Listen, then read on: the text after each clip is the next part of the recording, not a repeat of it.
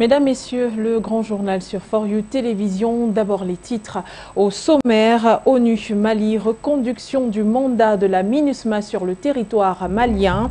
C'est pour une durée d'un an que la mission multidimensionnelle a été reconduite. Outre le renouvellement du mandat, Bamako a exprimé sa réticence au fait que les forces onusiennes disposent de toute liberté de mouvement et d'enquête. Toute action de la MINUSMA est tenue de recevoir l'accord du gouvernement malien. Détail dans ce journal. Insécurité au Sahel, on en parle également dans ce journal. La CEDEAO invité à réagir. Mali, Burkina Faso, Bénin, Nigeria, quelques pays en proie aux exactions des groupes armés. Alors que plus d'1 million de personnes ont été forcées de se déplacer en 2021, 500 000 enfants risquent la déscolarisation. La barre de violence basée sur le genre est au rouge et les yeux sont rivés vers la communauté de la sous-région tensée d'inerte. Dans ce journal, analystes et observateurs tirent la sonnette d'alarme. Vous les suivrez bien sûr dans ce journal. Et puis on parle de Côte d'Ivoire, crise post-électorale, fin ce 30 juin du statut de réfugié ivoirien. L'annonce de cessation a été faite par Filippo Grandi, haut commissaire des Nations Unies. 350 000 réfugiés ivoiriens ont été recensés dans le monde, 325 000 dans la sous-région et 310 sont retournés sur leur terre natale. 12 à 13 000 sont encore dans les pays d'asile. Et selon Filippo Grandi, ils se verront octroyer un passeport de naturalisation. Plus de détails dans ce grand journal qui démarre tout de suite. Et c'est avec l'actualité malienne que nous ouvrons ce journal. Le mandat de la MINUSMA a été renouvelé ce 30 juin 2022, je vous l'annonçais en titre. Outre donc le maintien de la mission multidimensionnelle sur le territoire malien, le Mali a obtenu lors du Conseil de sécurité de l'ONU l'abandon des aéronefs français en appui à la MINUSMA. Le pays a exigé que toute action passe au préalable par le pouvoir en place. Et en ce qui concerne les enquêtes sur le territoire, sur le respect ou non des droits de l'homme, eh bien, le représentant malien a fortement réagi. Reportage Foot Dédi. Le Mali, pas d'accord avec le contenu de la résolution votée sur le renouvellement du mandat de la MINUSCA. Selon l'ambassadeur représentant permanent du Mali au Conseil de sécurité de l'ONU, le gouvernement du Mali est au grand regret de constater que certaines de ses réserves fortes ont tout simplement été ignorées dans la version finale de la résolution votée. Raison pour laquelle le gouvernement du Mali réitère son opposition ferme à la liberté du mouvement de la MINUSMA dans l'exécution de son mandat dans le domaine des droits de l'homme.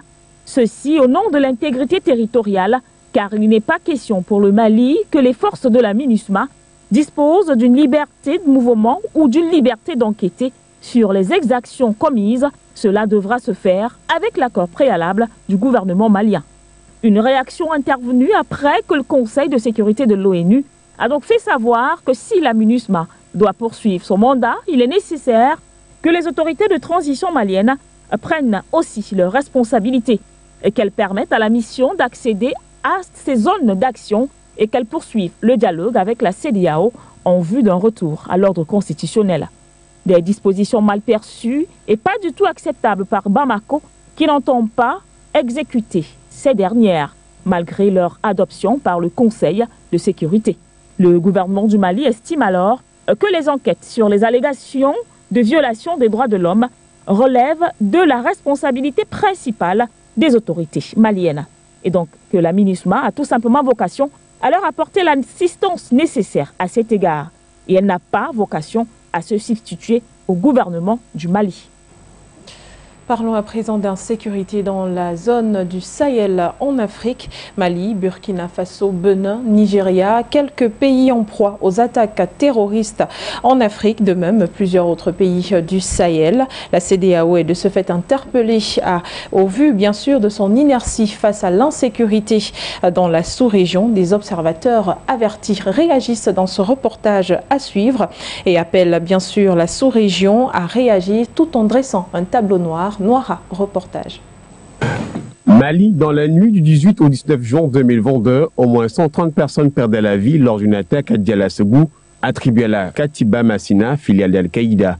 Précédant la même période, 136 personnes ont été tuées entre le 2 et le 15 juin 2022 au Burkina Faso et tout récemment au Bénin. 2 policiers ont été abattus lors de l'attaque d'un commissariat de police à Materi dans le Dassari. Sans oublier l'attaque de l'église catholique de Wo au Nigeria lors de la Pentecôte qui a fait 22 morts et 58 blessés le 5 juin dernier. Des chiffres qui interpellent sur la situation sécuritaire dans la région sahélienne, mais aussi dans certains pays de la sous-région d'Afrique de l'Ouest. Mais qui jusqu'ici ne peuvent pas réagir la CEDEAO. L'organisation sous-régionale censée proposer des solutions, pour certains, n'en a pas, mais plutôt tournée vers les sanctions. La CEDEAO n'a aucune solution et la CEDEAO n'a proposé aucune solution concrète pour lutter contre le terrorisme dans la bande saharo-saharienne. Depuis les événements des coups d'État au Mali, au Burkina Faso, en Guinée, au Tchad, la CEDEAO ne fait que multiplier les rencontres de semaine en semaine pour appliquer des embargos sur les pays et sur la population, et non pour trouver des solutions efficaces qui ont amené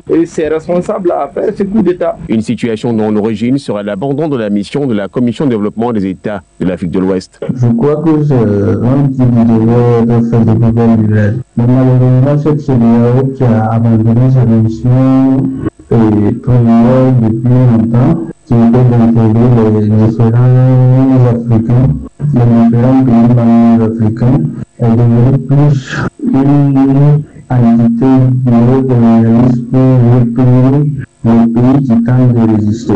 Au regard de ce qui précède, le constat est clair, la CEDEAO n'a rien fait et il s'avère donc urgent de réagir en renforçant davantage la sécurité par la multiplication des partenariats bénéfiques. Et c'est pour cela que nous pensons sincèrement que les mesures d'accompagnement de la CEDEAO sont quasi nulles et ne permettent pas à cette région de pouvoir aller là. Donc, pour moi, il y a quelque chose d'important à faire, de très important à faire, d'intéressant, c'est de renforcer la sécurité par le biais de nouveaux acteurs et de nouveaux partenariats pour permettre à ce qu'une paix puisse venir au Mali, mais surtout protéger les populations contre ces ordres de barbares sans foi ni loi qui continuent de tuer cette région sans que la protection de toutes ces initiatives armées, que ce soit Barkhane, Takuba, Sangaris et quoi que ce soit, nous apporte des résultats probants. La région sahélo-sahélienne et certains pays d'Afrique de l'Ouest ont essuyé ces derniers jours des morts par centaines attribuées à des attaques terroristes. Une situation qui malheureusement semble ne pas préoccuper la CEDEAO concentrée dans les sanctions. En marge donc du prochain sommet de l'organisation sous-régionale, le 3 juillet 2022, il est plus que nécessaire que la question sécuritaire dans le Sahel et aux environs soit au menu des échanges des chefs d'État. Ce jeudi 30 juillet 2022 marque la cessation du statut de réfugié pour les Ivoiriens vivant partout dans le monde. Une décision qui intervient après la réaction de l'Agence des Nations Unies pour les réfugiés qui invite les États d'accueil à faciliter leur rapatriement mais également leur intégration dans leur pays d'origine. Plus de détails avec vous.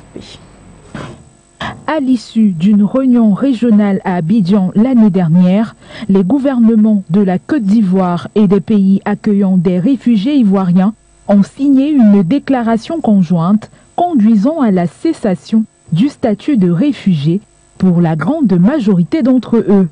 Une décision qui a pris effet le jeudi 30 juin 2022 qui stipule qu'aucun Ivoirien ne pourra avoir le statut de réfugié où que ce soit dans le monde. La Côte d'Ivoire, à travers cette décision, s'inscrit dans une phase de consolidation de la paix définitive qui va aboutir à la signature de cessation de statut de réfugié en ce qui concerne ses ressortissants partout dans le monde. Elle s'accompagne des mesures concrètes destinées à promouvoir des solutions durables pour les réfugiés ivoiriens qui visent à faciliter leur retour volontaire et leur réintégration dans leur pays d'origine, ainsi que la possibilité de demander la résidence permanente ou la naturalisation pour ceux qui ont noué des liens solides avec leur pays d'accueil. Selon les données de l'Agence des Nations Unies, il existe environ 91 000 réfugiés et demandeurs d'asile ivoiriens dans le monde. Quelques 51 000 d'entre eux vivent en Afrique de l'Ouest, dont 33 000 rien qu'au Libéria et 22 000 autres en Europe. En 2011, quelques 29 000 réfugiés ivoiriens installés dans d'autres pays d'Afrique de l'Ouest sont rentrés volontairement en Côte d'Ivoire. Une enquête menée dans la région indique que 60% des réfugiés restants souhaitent être rapatriés, 30% sont encore indécis et 10% veulent rester dans leur pays d'accueil et demander la résidence. Le HCR reste déterminé à aider la Côte d'Ivoire et les pays hôtes à mettre en œuvre la recommandation de cessation et continuer à plaider pour que les États fournissent aux réfugiés des documents d'état civil, d'identité et de voyage. En Côte d'Ivoire, cela inclut la délivrance d'actes de naissance qui permettent l'inscription à l'école, l'obtention des cartes d'identité nationale et qui donnent le droit de voter. Il est essentiel que les États et les autres acteurs apportent un soutien absolu à ces solutions en temps utile et de manière concertée afin de faciliter l'inclusion sociale et de réduire le risque d'apatridie.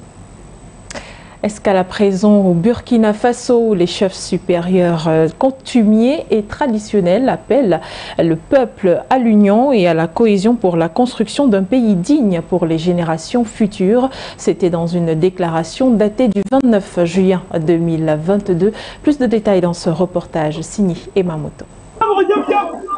Face à la situation que vit le Burkina Faso, notamment les affres de l'insécurité et les conflits intra- et intercommunautaires, les chefs supérieurs coutumiers et traditionnels investissent de hautes missions coutumières et traditionnelles tirées des sources ancestrales se sentent fortement interpellés.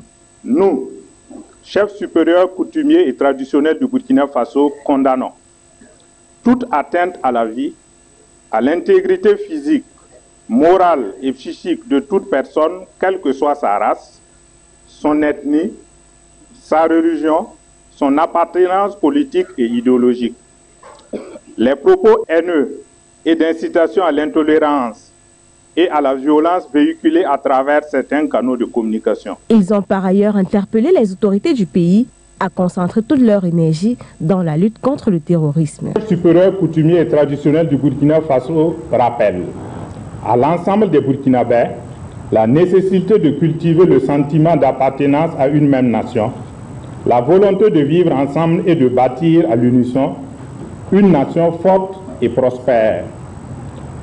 Qu'au-delà de nos différences ethniques, religieuses, idéologiques, philosophiques, politiques, nous avons une même patrie et nous avons le devoir de la protéger et de la céder avec honneur et dignité aux générations futures. C'est un appel à cultiver la solidarité, l'union, l'amour, le patriotisme, la tolérance, l'acceptation de la différence, la fraternité, l'humilité, le dialogue, le pardon, la cohésion sociale et l'unité nationale. Depuis 2015, sous la transition après l'insurrection populaire des 30 et 31 octobre 2014, le Burkina Faso fait face à des attaques armées qualifiées de terroristes. Elles ont causé la mort de plusieurs civils et militaires, amené des Burkinabés à devenir des déplacés internes. Selon plusieurs déclarations de certaines autorités, la plupart des attaques sont perpétrées par des Burkinabés. Parlons à présent de l'actualité de l'Union africaine. Une nouvelle tête au sommet du Parlement panafricain. Il s'agit de Fortune Charoumbira qui succède au Camerounais Roger Nkodondan. Une élection qui a eu lieu le 29 juin en Afrique du Sud. Le premier parlementaire d'Afrique australe hérite donc d'une assemblée souvent critiquée pour peu de consistance politique. Nous dites-vous dans ce reportage. Kouetou. L'Assemblée consultative de l'Union africaine, le Parlement panafricain, a élu le mercredi 29 juin 2022 son nouveau président en la personne de Fortune Charoumbira, le parlementaire zimbabwéen qui est par ailleurs chef des chefs traditionnels dans son pays succède ainsi au Camerounais Roger Nkodondan. C'est depuis le début de la semaine que cette Assemblée de l'Union africaine était réunie à son siège de Midrand en Afrique du Sud, une ville industrielle située entre la capitale Johannesburg et Pretoria.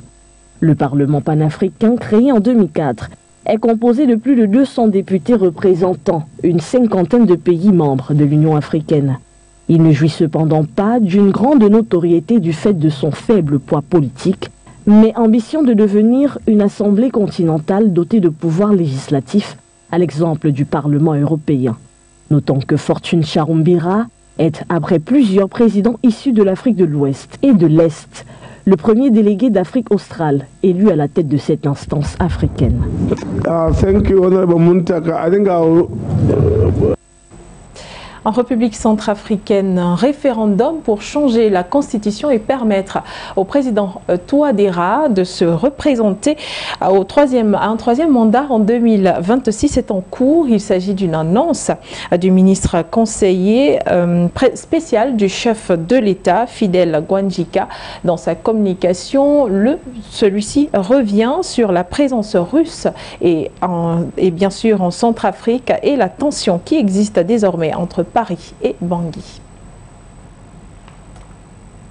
Le peuple centrafricain n'a pas besoin d'une simple modification de la Constitution, mais d'une nouvelle Constitution. Et pour ce faire, il est judicieux d'opter pour un référendum convenablement à la volonté exprimée par le professeur Faustin Archange Touadéra. Quand on modifie une constitution, on ne nomme pas le président de la République, mais nous voulons une stabilité en République centrafricaine. L'Assemblée a fait une proposition de loi et cette proposition tombera sur la table du Conseil des ministres et on avisera. Le président de la République a deux choix. Le premier choix, c'est celui de convoquer une assemblée extraordinaire de l'Assemblée nationale où il peut aussi appeler tout simplement au référendum. Parce que dans notre entendement, ce que veut le peuple souverain, c'est une nouvelle constitution et non une modification simpliste d'une constitution qui a été mal écrite. Un état des lieux qui permettrait au président centrafricain de briguer un troisième mandat en 2026, lui dont le bilan pour l'instant est plus qu'élogieux, selon Fidel Guandjika, qui en a profité pour lever l'équivoque sur la présence des forces militaires russes en territoire centrafricain. La France envoie bien des légionnaires en Centrafrique et ailleurs. Dites-moi qui paye ces légionnaires et qui a payé Sangaris. Nous avons les Wagner pour vous faire plaisir. Et les Wagner sont chez nous par rapport à une convention, un accord de défense signé entre la République centrafricaine et la Fédération de Russie. Et donc ils sont payés par la Fédération de Russie. C'est donc dit, les Wagner ne sont pas propriétaires des concessions minières en République centrafricaine, mais mieux encore, ces derniers sont payés par Moscou. De quoi en remettre une couche sur les relations tendues avec la France en attendant qu'un jour, le président Macron revienne à de bons sentiments. Retour en République démocratique du Congo où Kamere Vital et puis Tshisekedi, les deux hommes se sont donc rencontrés. C'était le 29 juillet 2022. Les deux hommes ont parlé ensemble de leur volonté de consolider leur alliance, mais surtout de résoudre les problèmes auxquels a buté le pays. Il faut également rappeler que Vital Kamere, ancien directeur de cabinet du président Tshisekedi, avait été mis aux arrêts en 2020. Il a été acquitté il y a moins d'une semaine. Retour donc sur cette rencontre entre les deux hommes avec vous, Eboke Angale. Un sourire des plus évocateurs, une poignée de main ferme, puis une accolade, la fierté de se retrouver 2 ans après. Près d'une semaine après son acquittement, Vital Kamere, contre toute attente, est venu à la rencontre du président Félix Tshisekedi. De façon décontractée, les deux personnalités ont eu un entretien de 2 heures et pour Vital Kamere, il est temps de renforcer les partenariats politiques et se mettre au service du peuple. Et c'était aussi la joie de retrouver un partenaire politique. Ce sont là les premiers mots. Quelle que soit l'épreuve qu'on endure, cette épreuve doit être en dessous de ce qu'on est déterminé à donner à la nation, à la patrie, à la communauté. C'est en cela que nous allons gagner. Si chacun de nous, et il y a rares qui n'ont pas connu d'épreuves dans leur vie, ils doivent minimiser ces épreuves-là et dire ce que j'ai à donner à la patrie est bien au-dessus des preuves endurées. Une rencontre diversement appréciée par plusieurs observateurs, au rang desquels l'analyste politique Trésor Kibangoulou, qui pensent que leurs retrouvailles ont pour but de former des partenariats politiques en vue des prochaines élections présidentielles. On assiste vraiment à des oppositions qui commencent à se liguer contre les pouvoirs de Félix Tshisekedi à l'approche des élections à venir. Et de son côté, Félix Tshisekedi cherche aussi à avoir des gens, des tribuns comme Vital Kamere qui pourrait reprendre un peu les flambeaux pour défendre son bilan. Ouais, il cherche des alliés, mais surtout, il a réussi à avoir une majorité parlementaire fin 2020, mais cette majorité parlementaire est hétéroclite et jusqu'à présent, il n'y a même pas de coordination. Cet ensemble qu'on appelle Union sacrée de la nation, cette coalition au pouvoir, elle n'est pas très organisée. Se disant prêt à tout pardonner, Vital Kamerhe a également profité de ce tête-à-tête avec Félix Tshisekedi pour appeler à l'union sacrée afin de bâtir une nation plus forte et soudée derrière son champion de l'Union pour la démocratie et le progrès social. Ce qui se passe à l'Est nous laisse tous sans voix. Et chaque Congolais digne de ce nom ne peut que répondre à l'appel qui avait été lancé par le gouvernement, par le président de la République, pour que chacun de nous puisse œuvrer pour que la paix revienne dans notre pays. Et ce ne sont pas des ressources intellectuelles, ce n'est pas la sagesse, ce ne sont pas ces ressources-là qui manquent, mais nous devons revisiter notre outil de défense, les renforcer pour que nous puissions gagner des guerres. En Gambie, l'ancien président Yaya Jammeh fait l'objet de poursuites judiciaires à l'initiative de la Cour pénale internationale. Celui-ci est accusé de violation des droits de l'homme, également d'exécution arbitraire, de meurtre contre l'humanité. Plus de détails, c'est dans cet élément. Signé Ntiama. C'est officiel, Yaya Jammeh, ancien président gambien, est sous le coup des poursuites judiciaires de la Cour pénale internationale. Accusé de violation des droits de l'homme, l'ancien président gambien devra répondre de ses actes durant l'exercice de son mandat. Ceci viendrait donc confirmer l'approbation du gouvernement du président Barrow à laisser la CPI intervenir dans ce dossier. L'on se rappelle que le gouvernement gambien avait jusqu'au 25 mai dernier pour donner son accord et faisait face à de nombreuses pressions de la société civile qui réclamait que Yaya Jammeh soit poursuivi en justice. Selon l'officier familier à cette affaire, Yaya Jammeh est présentement en exil en Guinée équatoriale et pour le moment n'a pas encore répondu. Par conséquent, le jugement de l'ancien président est le seul moyen d'assurer la réconciliation et l'union de tous les Gambiens. L'on se rappelle que l'ancien président avait procédé au retrait de la Gambie de la Cour pénale internationale. Certains jugeaient cela de moyen de fruire la traduction devant la Cour. Hélas, avec l'arrivée d'un nouveau gouvernement, le président Barrow a donc estimé nécessaire pour la Gambie de reprendre sa place parmi les pays membres. Une décision appréciée par le secrétaire général des Nations Unies, Antonio Guterres, et les organisations internationales des droits de l'homme, notamment Amnesty International et Human Rights Watch, qui ont qualifié cette démarche de message ferme de soutien à la Cour pénale internationale ainsi qu'aux victimes de crimes graves relevant du droit international. Ce qui voudrait dire que Yaya Jammeh pourrait être le prochain prisonnier de la CPI si les accusations sont fondées. Actuellement, la CPI réunit les éléments de preuve et identifie tous les suspects.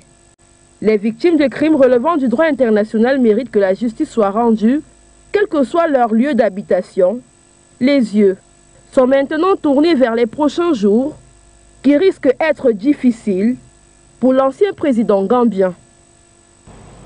Merci Ntiama. La zone de l'Afrique centrale est lourdement touchée par la pauvreté énergétique, constatation faite par le ministre des Mines et des Hydrocarbures de la Guinée équatoriale qui se fixe des objectifs à atteindre pour pallier, objectifs qui seront dévoilés lors du Forum Business et Énergie de l'Afrique KBF 2022 qui se tiendra à Douala du 8 au 9 septembre 2022. Les indiscrétions, c'est avec vous. Ndedi.